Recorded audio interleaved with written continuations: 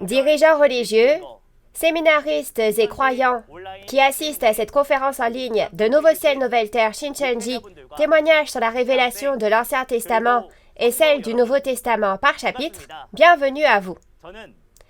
Je suis Chol Woo Lee et je serai votre présentateur.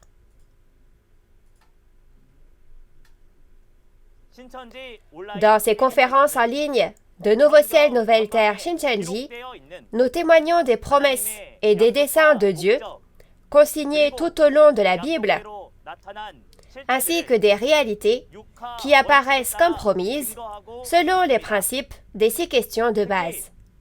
En particulier, nous vérifions dans la Bible les conditions et les qualifications pour aller au royaume des cieux que les croyants qui espèrent le royaume des cieux et le salut doivent absolument savoir aujourd'hui. À travers la parole témoignée aujourd'hui, j'espère que vous vous rapprocherez de l'espoir du royaume des cieux que vous désirez et souhaitez désespérément et que vous passerez un temps précieux au cours duquel vous obtiendrez des réponses. Alors tout d'abord, nous allons prier Dieu le Père avec le même cœur. Dieu notre Père, envers qui nous sommes reconnaissants, nous vous rendons grâce et gloire de nous avoir permis d'avoir ces conférences en ligne sur le thème du témoignage sur la révélation de l'Ancien Testament et du Nouveau Testament par chapitre. Accordez les yeux pour voir, les oreilles pour entendre et le cœur pour réaliser à tous les membres de la famille de la foi qui assistent aux conférences. Aujourd'hui est le temps où les paroles de l'Apocalypse, la nouvelle alliance, que Jésus a promise avec son sang, s'accomplissent. C'est le moment de témoigner de ce qui a été vu et entendu concernant les événements de tous les chapitres de l'Apocalypse à travers le messager porte-parole envoyé par Jésus. S'il vous plaît, guidez l'instructeur qui témoigne de la parole, afin que les paroles de vérité débordent de sa bouche, et conduisez-nous, afin que ce soit un temps permettant à tous les membres de la famille de la foi qui écoutent la parole d'être remplis de grâce et d'espérance. Permettez au monde entier de devenir un avec vous, le Créateur, dans votre parole, et nous donnons toute gloire à Dieu le Père, et nous avons prié au nom de Jésus qui a expié nos péchés. Amen. Aujourd'hui, nous recevrons le témoignage de la parole sur le thème de la leçon numéro 13, la parole au commencement et le fait de renaître. Dans Jean, chapitre 3, Jésus dit au prêtre Nicodème, « Ce n'est que si tu renais d'eau et d'Esprit Saint que tu pourras voir le royaume de Dieu, le royaume des cieux. »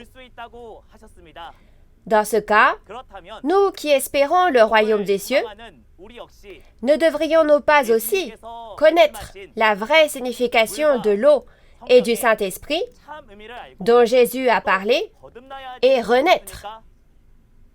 J'espère que cette conférence aujourd'hui vous permettra de voir pourquoi Dieu et Jésus sont la parole au commencement et de réaliser clairement ce que signifie renaître d'eau et du Saint-Esprit. Nous allons alors accueillir l'instructeur Dong Moon Shin de l'église Wangsimni de la tribu de Jean qui témoignera de la parole aujourd'hui. Bienvenue à tous les dirigeants religieux, séminaristes et croyants du monde entier qui croient au royaume des cieux et à la vie éternelle. Je suis Dong Moon Shin, le chef de l'église Wangsimni de la tribu de Jean, de Nouveau Ciel, Nouvelle Terre, Shincheonji, Église de Jésus. Merci beaucoup de participer à cette conférence en ligne de Nouveau Ciel, Nouvelle Terre, Shincheonji, témoignage sur la révélation de l'Ancien Testament et celle du Nouveau Testament par chapitre. Les paroles de vie de Dieu que vous allez méditer avec moi aujourd'hui sont la leçon numéro 13 du niveau intermédiaire La parole au commencement est le fait de renaître. Les paroles de la référence principale sont l'Évangile de Jean chapitre 1 et l'Évangile de Jean chapitre 3. Les dirigeants religieux peuvent déjà connaître ces choses ou non, mais j'espère que vous écouterez encore une fois ce que j'expliquerai aujourd'hui. Tout d'abord, permettez-moi de vous présenter brièvement le contenu principal d'aujourd'hui. L'époque de son écriture remonte à environ 2000 ans et le transcripteur est l'apôtre Jean qui a écrit l'Évangile de Jean et 1er, 2e et 3e Jean et l'Apocalypse de Jean d'après ce qu'il a vu et entendu de Jésus. Pour vous présenter brièvement l'apôtre Jean, il est l'un des 12 disciples de Jésus, le fils de Zébédée et le frère de Jacques. L'Évangile de Jean témoigne de l'accomplissement de l'Ancien Testament, du second avènement et du pasteur promis. Le but des croyants qui étudient la Bible est de devenir le peuple du royaume des cieux, comme on le voit dans Jean 5, verset 39, pour obtenir le salut et la vie éternelle. Rien d'autre que le salut et la vie éternelle promis dans la Bible ne devrait être le but de la vie de foi. Alors, quelle est la chose la plus importante qui est comme la vie pour les croyants qui espèrent le salut et la vie éternelle? C'est précisément la parole de Dieu. Aujourd'hui, à travers cette conférence, nous verrons à quel point la parole au commencement est importante et aussi ce que signifie le fait de renaître. Alors, d'abord, regardons ce qu'est la parole au commencement. Quelle est donc la parole au commencement? Pour le savoir, lisons ensemble les paroles de Jean chapitre 1, versets 1 à 5. Au commencement était la parole, et la parole était avec Dieu, et la parole était Dieu. Elle était au commencement avec Dieu. Toutes choses ont été faites par elle, et rien de ce qui a été fait n'a été fait sans elle. En elle était la vie, et la vie était la lumière des hommes. La lumière luit dans les ténèbres, et les ténèbres ne l'ont point reçue. Oui, vous avez bien lu. Comme vous venez de le lire, la parole au commencement était Dieu. La parole a le pouvoir de créer, et il y a la vie dans la parole, et cette parole qui est la vie est la lumière des hommes. Alors, je vais vous présenter chacun des versets de la référence principale d'aujourd'hui. Premièrement, en regardant le verset 1, il est écrit qu'au commencement était la parole, et la parole était avec Dieu, donc la parole était Dieu. Et dans 1 Jean chapitre 1, versets 1 à 2, il est dit que Jésus aussi est la parole au commencement. Il est dit que la parole au commencement est Dieu et Jésus. Donc, là où Dieu et Jésus se trouvent, il y a la parole, et là où il n'y a pas la parole, cela prouve qu'il n'y a ni Dieu ni Jésus. Et parce que la parole au commencement est Dieu, croire en la parole, c'est croire en Dieu, et voir la parole, c'est voir Dieu. Et suivre la parole, c'est suivre Dieu. Et connaître la parole, c'est connaître Dieu. Alors, qu'est-ce que Dieu veut le plus? Que l'on connaisse Dieu, c'est-à-dire connaître la parole. Lisons Osée, chapitre 6, verset 6. Car j'aime la piété et non les sacrifices, et la connaissance de Dieu plus que les holocaustes. Oui, vous avez bien lu. Il est dit que Dieu veut la piété et veut la connaissance de Dieu plutôt que les holocaustes. Ce que Dieu veut le plus que toute autre chose, c'est qu'on le connaisse. Alors, à travers quoi pouvons-nous connaître Dieu? Jean chapitre 1, verset 1 dit que la parole est Dieu. Donc, connaître Dieu, c'est connaître la parole. Mais qu'en est-il des nombreux croyants aujourd'hui? Plutôt que d'essayer de connaître correctement la parole de Dieu et de faire sa volonté, ils ont du zèle, mais ils ne sont pas zélés parce qu'ils ont réalisé la parole de Dieu. Ils sont seulement satisfaits de leur zèle et de leur loyauté sans connaître sa volonté, n'est-ce pas?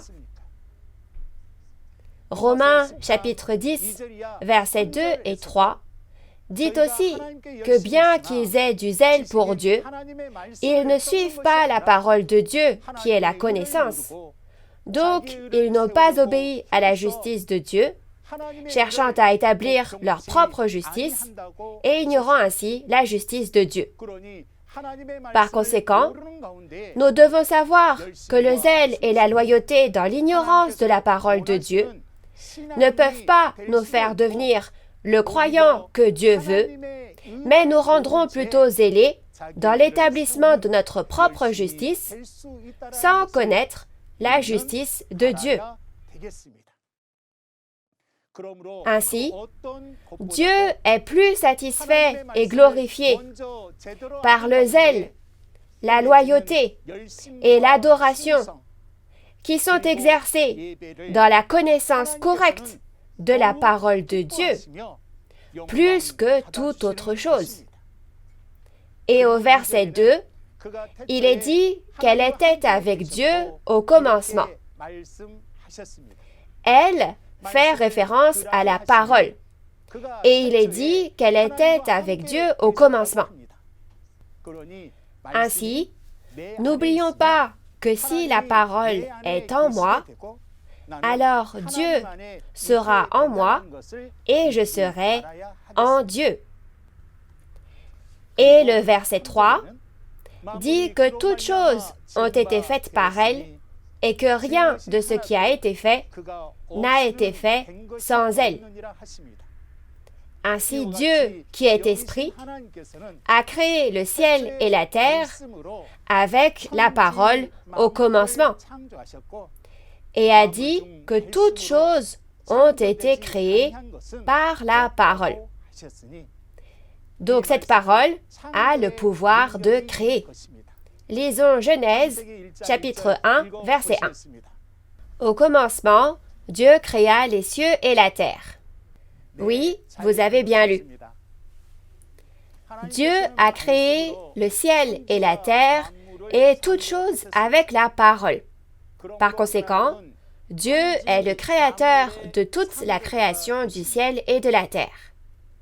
Et aussi, le Dieu qui a créé le ciel et la terre et toutes choses a créé l'esprit dans l'homme, comme nous l'avons vu dans Zacharie, chapitre 12, verset 1. Alors, avec quoi l'a-t-il créé? Avec la parole de Dieu. Par conséquent, nous devons nous aussi devenir des personnes qui ont été créées par la parole de Dieu. Et parce que Dieu a le pouvoir de créer, il prophétise. Et il accomplit toujours ce qu'il a prophétisé. Cependant, puisque le diable était à l'origine une créature, il n'a aucun pouvoir de création, aucune prophétie et aucun accomplissement. Les croyants doivent connaître parfaitement et réaliser cette différence. Puis, dans Jean chapitre 1, verset 4, il est dit qu'en elle, c'est-à-dire dans la parole, était la vie, et cette vie était la lumière des hommes. Dans Jean chapitre 6, verset 63, il est dit que les paroles que je vous ai dites sont esprit et vie. Donc, là où il y a la parole, Dieu et Jésus y sont, et il y a la vie. Par contre, là où il n'y a pas de parole, il n'y a ni Dieu, ni Jésus, ni vie. Pour résumer, puisqu'il est dit que la parole au commencement est Dieu et la vie, ceux qui n'ont pas la parole de Dieu peuvent être dits sans vie, c'est-à-dire qu'ils sont morts. Lorsque la parole de Dieu entre dans ceux qui n'ont pas la parole, leur esprit mort revient à la vie et demeure en Dieu. Une personne qui a la parole de Dieu peut donc être considérée comme vivante. Alors, quel genre de personne devrions-nous être? Il faut devenir une personne qui s'efforce de connaître la parole de Dieu, de posséder la parole de Dieu et de devenir un être vivant qui appartient à Dieu. Et comme nous l'avons vu dans les versets 4 à 5, la lumière a brillé dans les ténèbres et les ténèbres ne l'ont pas réalisé. Qu'est-ce que la lumière et qu'est-ce que les ténèbres? Chers auditeurs, si vous faites briller la lumière physique dans les ténèbres réaliseront-elles ou non? Ou vont-elles s'éclaircir ou s'obscurcir? Il est logique que lorsque la lumière physique brille dans les ténèbres reculent et soient éclairées. Cependant, quand nous avons vu les paroles de la référence principale, il a été dit que la lumière brillait dans les ténèbres et que les ténèbres ne réalisaient pas. Donc vous pouvez voir qu'il ne s'agit pas de la lumière physique. Alors découvrons ce qu'est cette lumière et voyons le vrai sens de la parole selon laquelle la lumière brille dans les ténèbres et les ténèbres ne la réalisent pas. Dans 1 Jean chapitre 1 verset 5, Dieu est la lumière. Et dans Jean chapitre 1 verset 4, la parole de vie de Dieu est la lumière. Alors, à l'inverse, qu'est-ce que les ténèbres? La parole est appelée lumière, donc les ténèbres se réfèrent à l'ignorance, le fait de ne pas avoir la parole.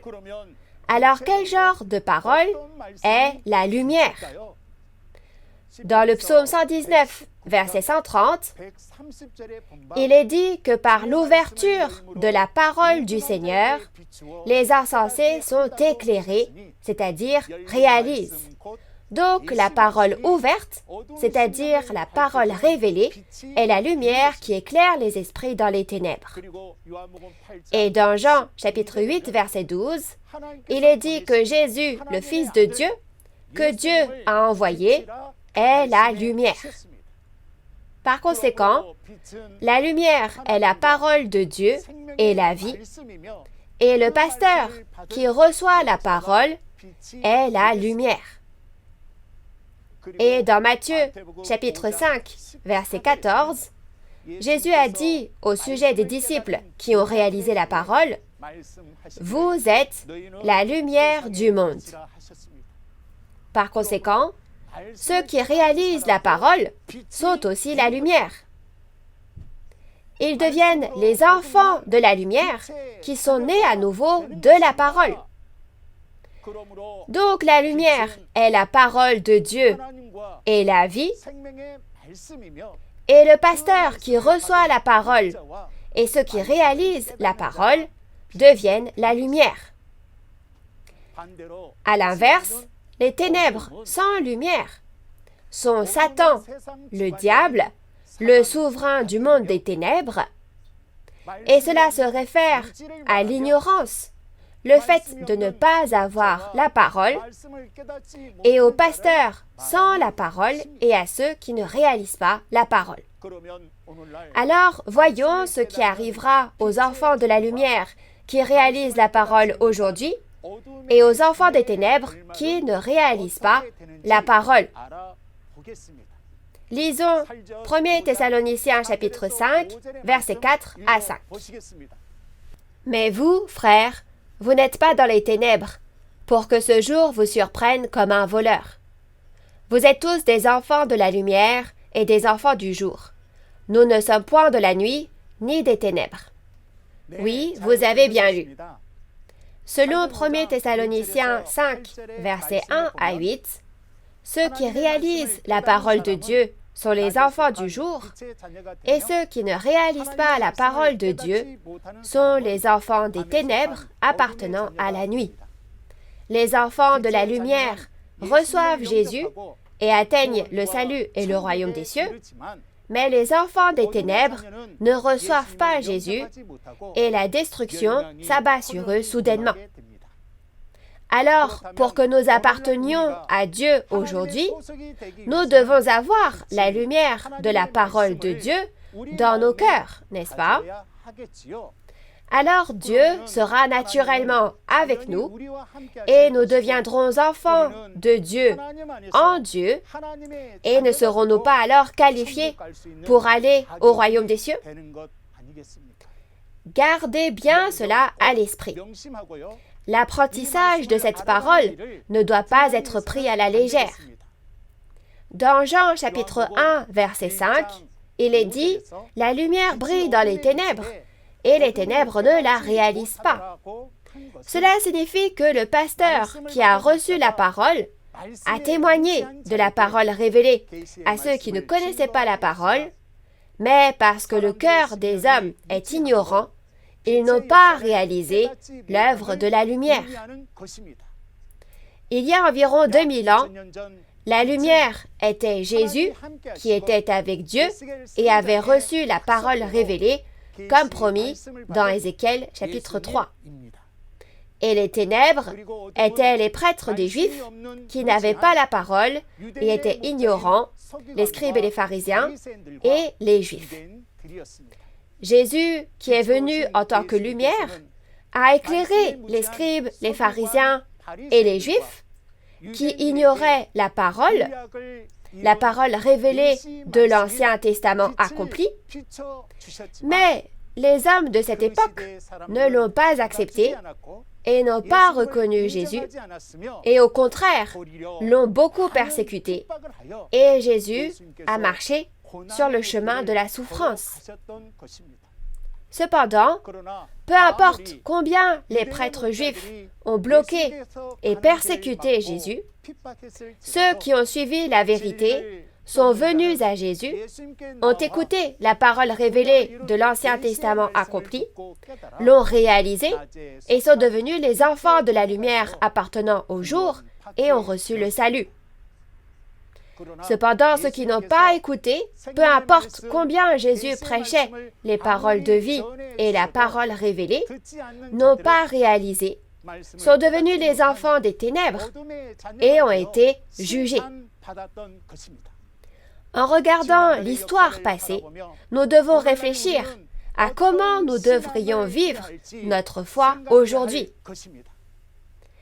Et aujourd'hui, au temps de l'accomplissement de l'Apocalypse, le pasteur promis qui a reçu la parole révélée, le livre ouvert venu du ciel dans Apocalypse 10, est la lumière.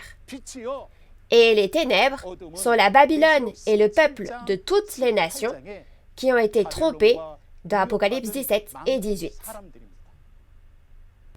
Comme au premier avènement, le pasteur promis, qui est venu en tant que lumière, fera briller la parole révélée du Nouveau Testament accompli sur les pasteurs de Babylone ignorants qui n'ont pas de parole, et sur les peuples, les nations, les langues et les rois de toutes les nations qui ont été trompés par le vin de l'impudicité.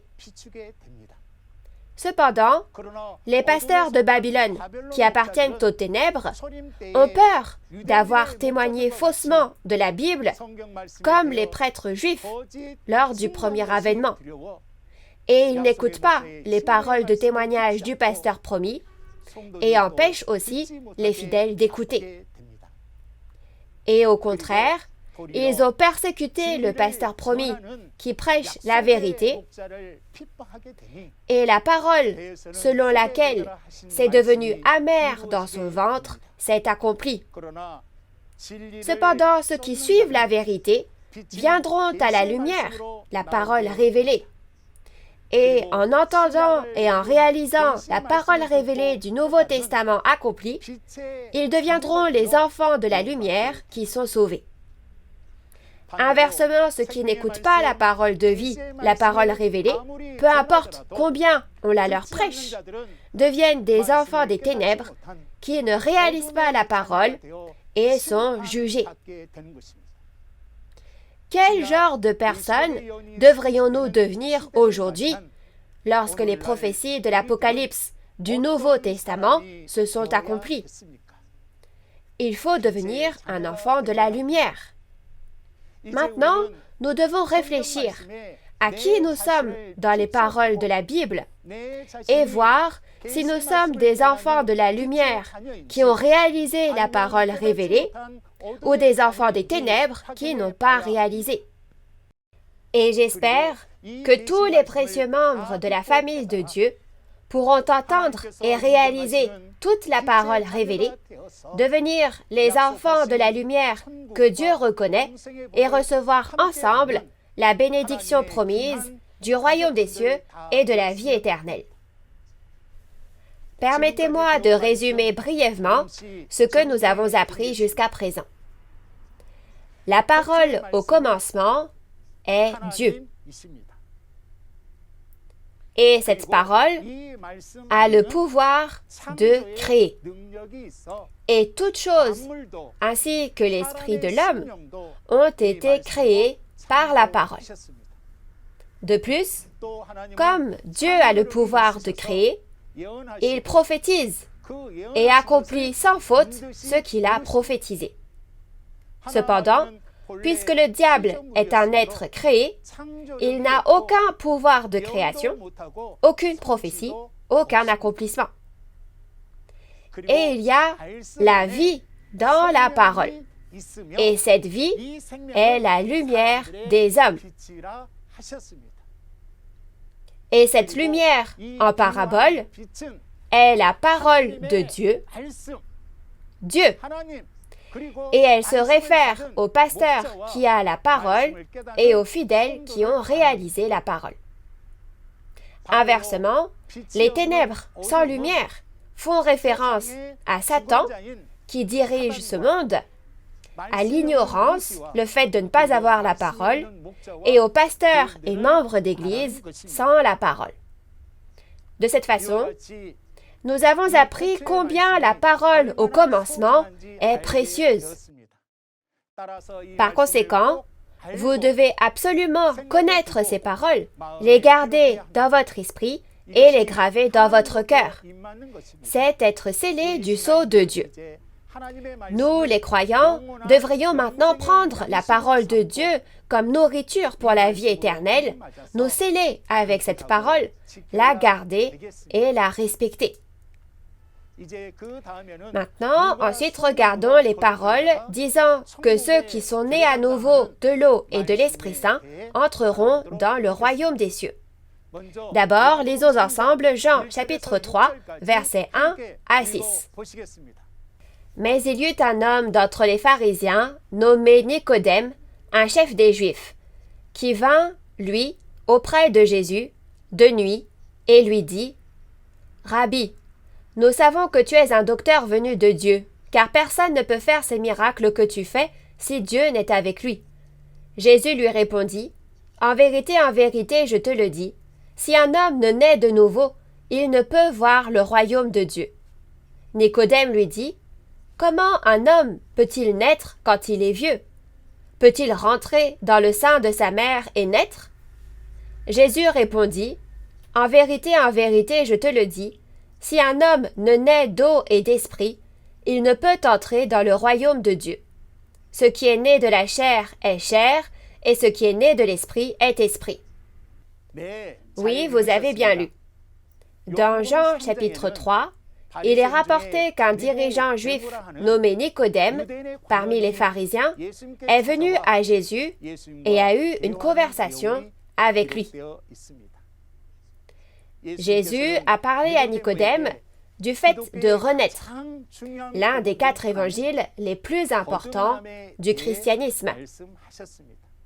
Jésus a dit, « Si un homme ne renaît d'eau et d'Esprit Saint, il ne peut entrer dans le royaume de Dieu. Ce qui est né de la chair est chair, et ce qui est né de l'Esprit est esprit. » Donc il ne parlait pas de renaître physiquement, mais du fait qu'il faut renaître spirituellement.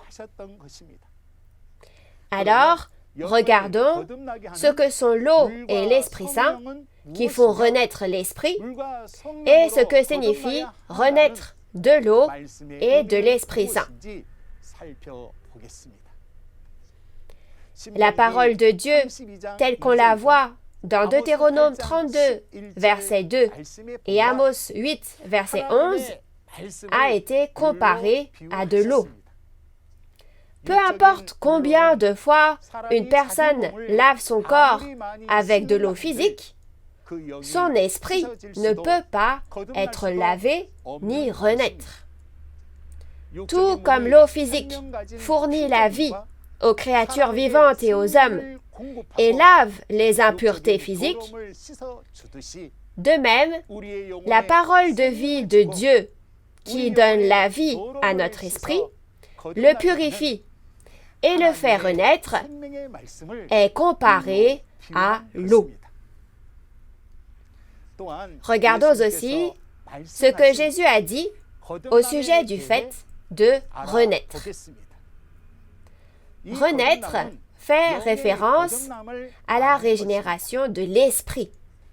Dans 1 Pierre, chapitre 1, verset 23, il est dit que renaître n'est pas naître d'une semence corruptible, mais d'une semence incorruptible.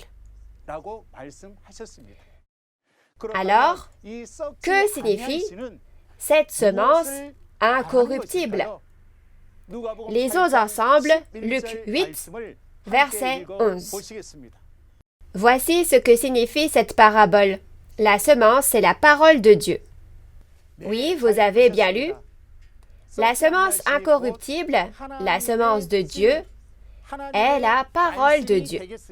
Par conséquent, renaître signifie renaître de la parole de Dieu et non de l'eau et de la semence physique. Et il est possible d'entrer au royaume des cieux parce que le Saint-Esprit est avec ceux qui sont nés à nouveau de la parole de Dieu, la semence de Dieu. Alors pourquoi Dieu a-t-il dit que nous devons renaître? Tous les hommes sur terre sont des pécheurs, nés avec les gènes du pécheur Adam. Par conséquent, les hommes doivent renaître. Comme le dit la Bible, nous ne pouvons entrer dans le royaume des cieux que si nous renaissons de la semence de Dieu. Ainsi, dans ce but, Dieu a prophétisé de semer la semence de Dieu depuis l'Ancien Testament, et à travers Jésus au premier avènement, il a semé la semence promise, et aujourd'hui, le grain mûr né de la semence de Dieu a été moissonné, scellé, et les 12 tribus du nouveau royaume et du nouveau peuple de Dieu ont été créés. Ce nouveau royaume et ce nouveau peuple sont les 12 tribus de Nouveau Ciel, Nouvelle Terre, Shincheonji. Ce sont les fils de Dieu, nés à nouveau de la semence de Dieu, et eux seuls peuvent entrer au royaume des cieux. Avant que Dieu ne sème la semence de Dieu, ne moissonne, ne scelle et ne crée 12 tribus, tout le monde est pécheur, né avec les gènes du pécheur Adam. Mais ceux qui appartiennent aux 12 tribus, qui sont nés à nouveau de la semence de Dieu que Jésus a semée, peuvent devenir les fils de Dieu sans péché et entrer au royaume des cieux. Alors, au temps du second avènement, qui est le temps de la moisson, qui sont les enfants de Dieu, nés de la semence de Dieu, et qui sont les enfants du diable, nés de la semence du diable? Si vous allez simplement à l'église, êtes-vous un enfant de Dieu né de la semence de Dieu? Non. En regardant les paroles de la nouvelle alliance établie par le sang de Jésus, ceux qui sont nés à nouveau de la semence de Dieu sont les fils de Dieu, les enfants de Dieu, et les enfants de Dieu sont seulement ceux qui sont moissonnés au temps de la moisson. Leur résultat est le royaume des cieux. Cependant, ceux qui restent dans le champ au temps de la moisson sans être moissonnés sont la preuve qu'ils sont les enfants du diable, qui sont nés de la semence du diable, et leur résultat est l'enfer. Par conséquent, c'est une bénédiction d'être moissonné au temps de la moisson. À tous les membres de la famille du monde entier qui écoutent ces paroles, avez-vous été moissonné? Ou n'avez-vous pas été moissonné et avez-vous été laissé dans le champ? Vous devez d'abord vérifier qui vous êtes à travers les paroles de cette Bible. Et j'espère que nous entrerons tous dans la Bible avec une attitude humble, que nous renaîtrons de la semence de Dieu, que nous serons moissonnés et scellés, que nous deviendrons la famille de Dieu appartenant aux 12 tribus et que nous recevrons les bénédictions du royaume des cieux et la vie éternelle. Alors, voyons ce qu'est donc le royaume des cieux, où entreront ceux qui sont nés à nouveau de l'eau, du Saint-Esprit et de la semence de Dieu.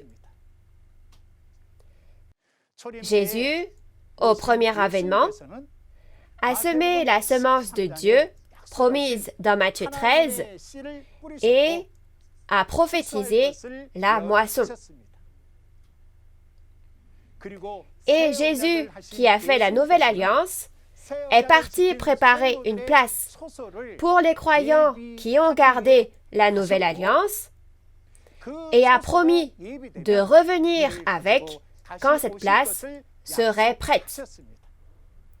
Lisons ensemble les paroles de Jean chapitre 14, versets 1 à 3. « Que votre cœur ne se trouble point. Croyez en Dieu et croyez en moi. Il y a plusieurs demeures dans la maison de mon Père. Si cela n'était pas, je vous l'aurais dit. Je vais vous préparer une place. Et lorsque je m'en serai allé, et que je vous aurai préparé une place, je reviendrai, et je vous prendrai avec moi, afin que là où je suis, vous y soyez aussi. » Oui, vous avez bien lu. L'endroit où Jésus est monté et qu'il a préparé est la ville sainte, Nouvelle Jérusalem, d'Apocalypse 21, le royaume des cieux du monde spirituel. Le lieu où viendra la ville sainte, la Nouvelle Jérusalem, préparée par Jésus, est la réalité du royaume des cieux où nous devons aller. C'est le nouveau royaume et le nouveau peuple de Dieu, les 12 tribus de Nouveau Ciel, Nouvelle Terre, Shincheonji, créés en moissonnant et en scellant, ceux qui renaissent de la semence de Dieu, dans Apocalypse 7 et Apocalypse 14, après la disparition du premier ciel et de la première terre, dans Apocalypse 6. Et Dieu et la ville sainte, la Nouvelle Jérusalem, le royaume des cieux du monde spirituel, viendront aux 12 tribus de Nouveau Ciel, Nouvelle Terre, Shincheonji, créés dans Apocalypse 21. Donc, les 12 tribus de Nouveau Ciel, Nouvelle Terre, Shincheonji, sur lesquelles sont descendus le royaume des cieux du monde spirituel et Dieu, sont le royaume des cieux créé sur cette terre. Alors, qui entrera dans les 12 tribus de Nouveau Ciel, Nouvelle Terre, Shincheonji, le royaume de Dieu, le royaume des cieux? Ce sont les 144 000 et la multitude en blanc des 12 tribus, nés à nouveau de la semence de Dieu, semée par Jésus, moissonnés et scellés. Ces 12 tribus, les 144 000 et la multitude en blanc, sont la famille de Dieu, née à nouveau avec l'eau et le Saint-Esprit au second avènement, et ils deviennent la réalité des enfants de Dieu qui reçoivent les bénédictions du royaume des cieux et la vie éternelle après être nés à nouveau de la semence de Dieu. Et dans Apocalypse 22, il est dit que pour entrer dans le royaume des cieux, où est venue la ville sainte, nous devons laver notre robe, c'est-à-dire les vêtements de notre cœur, avec les paroles de l'eau de la vie qui coule du trône et la porter. Aujourd'hui, apprendre ces paroles au Centre de mission chrétienne de Sion, de Nouveau Ciel, Nouvelle Terre, Shincheonji, est précisément le processus qui consiste à renaître en lavant sa robe avec les paroles de l'eau de la vie et en la portant. Si vous croyez vraiment en Dieu, en Jésus et en leurs paroles, vous devez absolument faire un effort pour renaître de l'eau de la vie en suivant ces paroles et pas seulement en les écoutant, et c'est tout. J'espère que vous deviendrez tous les membres de la précieuse famille de Dieu qui recevront les bénédictions du royaume des cieux et la vie éternelle en étant scellés avec les paroles qui vous ont été données en les gravant dans votre esprit et votre cœur. Je vais résumer la parole d'aujourd'hui et conclure. La parole au commencement est Dieu. Et il y a le pouvoir de créer dans cette parole. Et toute chose et l'esprit de l'homme ont été créés par cette parole. De plus, comme Dieu a le pouvoir de créer, il prophétise et accomplit forcément ce qu'il a prophétisé. Cependant, puisque le diable était à l'origine une créature, il n'a aucun pouvoir de création, aucune prophétie et aucun accomplissement. Et dans la parole était la vie, donc cette vie était la lumière des hommes. Alors là où est la parole, Dieu est avec elle, et sans la parole, il n'y a ni Dieu ni vie. Et suivre cette parole, c'est suivre Dieu, et connaître la parole, c'est connaître Dieu. Deuxièmement, ceux qui sont nés à nouveau de l'eau et du Saint-Esprit entrent au royaume des cieux. Renaître de l'eau et du Saint-Esprit signifie renaître de la parole de Dieu, la semence de Dieu. Par conséquent, la parole révélée, qui est la vie, fait renaître les hommes appartenant à la chair en tant qu'enfants de Dieu et leur permet de recevoir l'Esprit Saint de Dieu.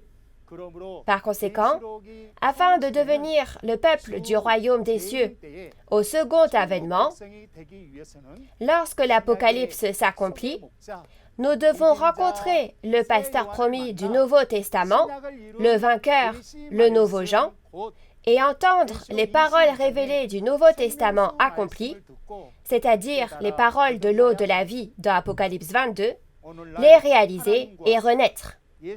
Aujourd'hui, le seul endroit où Dieu, Jésus et le royaume des cieux sont, et où ceux qui sont nés à nouveau demeurent, est seulement les 12 tribus du nouveau ciel et de la nouvelle terre, Shincheonji, où se trouve le vainqueur, le pasteur promis du Nouveau Testament.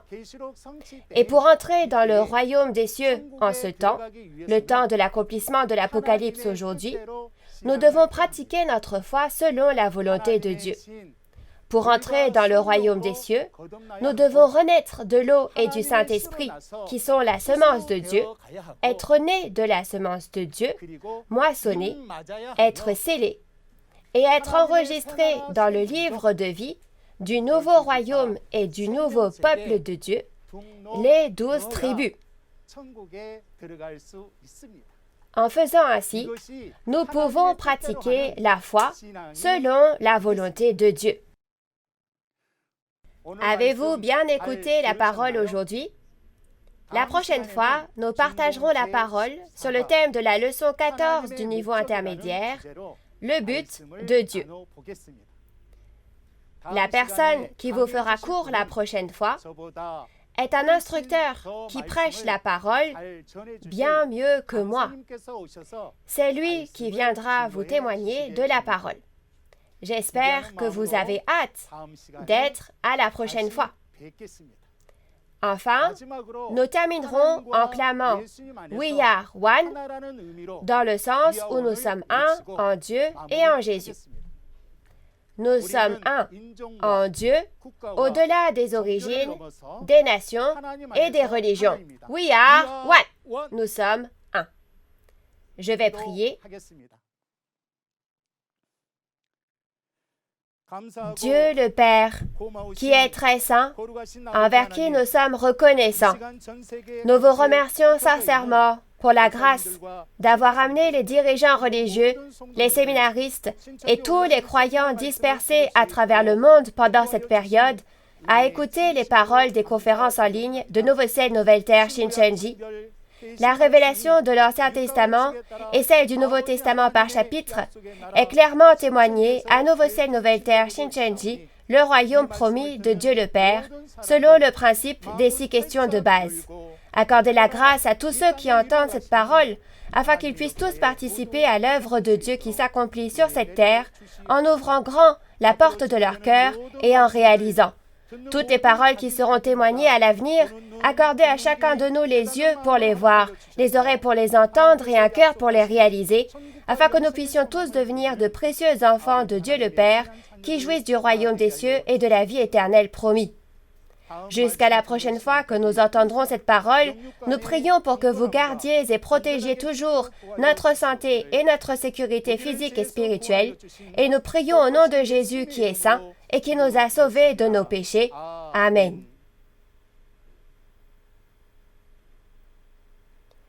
Merci sincèrement d'avoir écouté attentivement jusqu'au bout.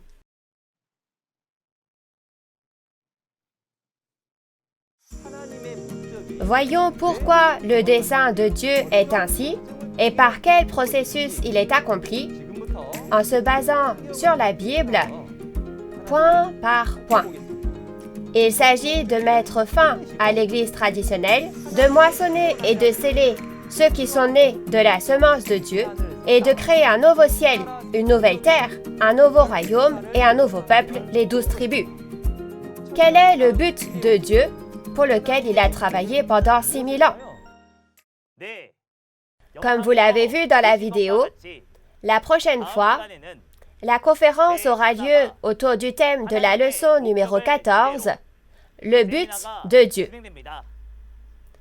L'heure sera la même qu'aujourd'hui à 10 heures, alors j'espère que vous serez tous présents et que vous deviendrez encore plus unis en Dieu et dans la vérité et que vous accomplirez votre espoir. Les conférences en ligne de Nouveau Ciel, Nouvelle Terre, Shincheonji, témoignages sur la révélation de l'Ancien Testament et celle du Nouveau Testament par chapitre, sont diffusées simultanément en 24 langues à travers le monde via la chaîne YouTube officielle de Nouveau Ciel, Nouvelle Terre, Shincheonji, Église de Jésus. Encore maintenant, de bonnes nouvelles nous parviennent du monde entier, de la part de personnes clamant « Nous sommes un » après avoir entendu la parole révélée de Nouveau Ciel, Nouvelle Terre, Shincheonji. En plus de ce que vous avez entendu aujourd'hui, si vous avez d'autres questions ou demandes de renseignements sur Nouveau Ciel, Nouvelle Terre, Shincheonji, Église de Jésus et sa doctrine, veuillez contacter le numéro représentatif de chaque tribu indiqué à l'écran. Nous vous guiderons en détail et avec amabilité. Nous allons donc terminer cette conférence en ligne de Nouveau Ciel, Nouvelle Terre, Shincheonji en faisant la prière que le Seigneur nous a enseignée. Je vais prier. Notre Père qui es aux cieux, que ton nom soit sanctifié, que ton règne vienne, que ta volonté soit faite sur la terre comme au ciel. Donne-nous aujourd'hui notre pain de ce jour. Pardonne-nous nos offenses, comme nous pardonnons aussi à ceux qui nous ont offensés. Et ne nous laisse pas entrer en tentation, mais délivre-nous du mal. Car c'est à toi qu'appartiennent le règne, la puissance et la gloire, au siècle des siècles. Amen. Merci à tous ceux qui ont été avec nous.